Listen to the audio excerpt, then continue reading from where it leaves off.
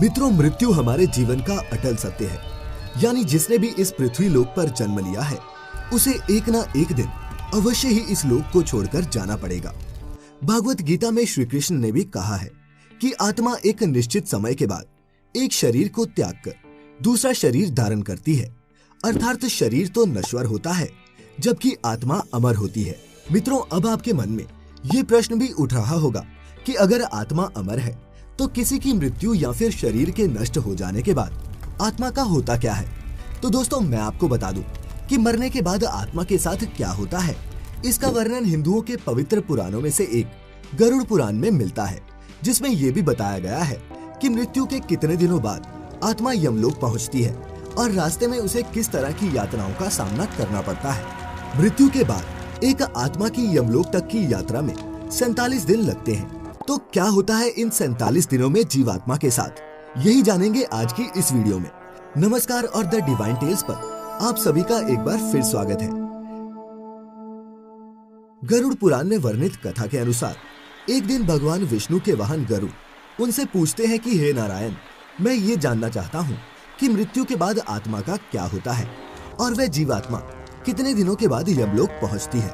तब श्रीहरि गरुड़ से कहते हैं, हे गरुड़, जब किसी जीव की मृत्यु होती है तब उसकी आत्मा 47 दिनों तक इधर उधर भटकने और कई यातनाओं को सहने के बाद यमलोक पहुंचती है। आगे वो ये भी कहते हैं कि जब किसी जीव की मृत्यु नजदीक आती है तो सबसे पहले उसकी आवाज जाती है और जब अंतिम समय आता है तो मरने वाले व्यक्ति को कुछ समय के लिए दिव्य दृष्टि मिलती है। इस दिव्य दृष्टि के मिलने के बाद मनुष्य सारे संसार को एक रूप में देखने लगता है। उसकी सारी इंद्रियां शिथिल हो जाती हैं, जिसके बाद मृत्यु के समय यमलोक से 2 यमदूत आते हैं। यमदूतों को देखते ही आत्मा डर से हाहा करने लगती है और शरीर से बाहर निकल जाती है। जैसे ही आत्मा शरीर को त्यागती है वैसे ही यमराज के दूत जीवात्मा के गले में पाश बांध देते हैं और फिर वो उस जीवात्मा को लेकर यमलोक चले जाते हैं। गरुड़ पुराण की माने तो अगर मरने वाली जीवात्मा पवित्र हो तो उसे परमात्मा खुद अपने वाहन से लेने आते हैं, लेकिन अगर आत्मा पापी हो तो उसे गर्म वायु और अंधेरे के रास्ते से गुजरना पड़ता है। पापी आत्मा को यमलोक पहुंचने पर कई प्रकार की यातनाएं दी जाती हैं। फिर उसी दिन उस आत्मा को आकाश मार्ग से वापस उसी घर में छोड़ दिया जाता है जिस घर में उसने अपना शरीर त्यागा था। घर आकर वह जीवात्मा अपने शरीर में फिर से घुसने का प्रयास तो करती है, लेकिन यमदूत के पाश से बंधे होने के कारण ऐसा कर नहीं पाती। आत्मा ना चाहते हुए भी अपनी अंतिम रस्मों को होते हुए अपनी आंखों से देखती है। यानी कि 12 दिनों तक आत्मा अपनों के बीच ही रहती है। 13वें दिन जब आत्मा का पिंडदान किया जाता है तब उसे यमदूत एक बार फिर से लेने आ जाते हैं। इसीलिए मित्रों, हिंदू धर्म में ऐसा माना जाता है कि मनुष्य की मृत्यु के 13 दिनों तक पिंडदान जरूर करना चाहिए। पिंडदान से सूक्ष्म शरीर को चलने की शक्ति मिलती है। फिर भी इसके बाद आत्मा का यमलोक तक का सफर कठिन ही रहता है। इसके बाद शुरू होती है वैतरणी नदी को पार करने की यात्रा।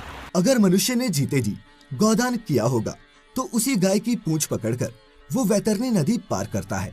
अन्यथा इस नदी को पार करते समय भी पापी जीवात्मा को कई यातनाओं से होकर गुजरना पड़ता है।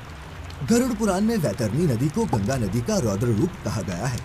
इस नदी से हमेशा आग की लपटें निकलती रहती हैं, जिस कारणवश ये देखने में लाल प्रतीत होती है। इस नदी से गुजरते समय जीवात्मा को कई खतरनाक जीवों का दंश सहना पड़ता है। इससे गुजरते समय आत्मा को ऐसा महसूस होता है मानो जैसे कि कोई उसे इसमें डुबोना चाह रहा हो। वैतरणी नदी पार करते समय उसे पीर से होकर गुजरना पड़ता है।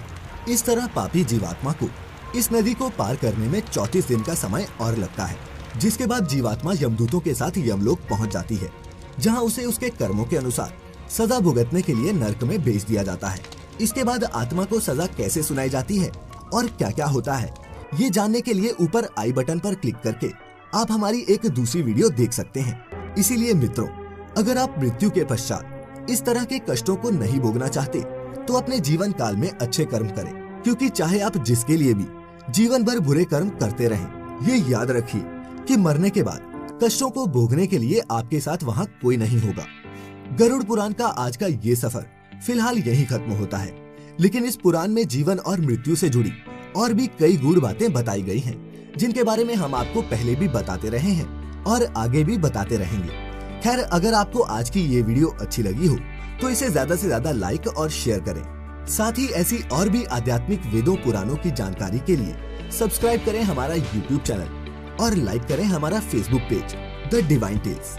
फिलहाल अब हमें इजाजत दें। आपका बहुत बहुत शुक्रिया।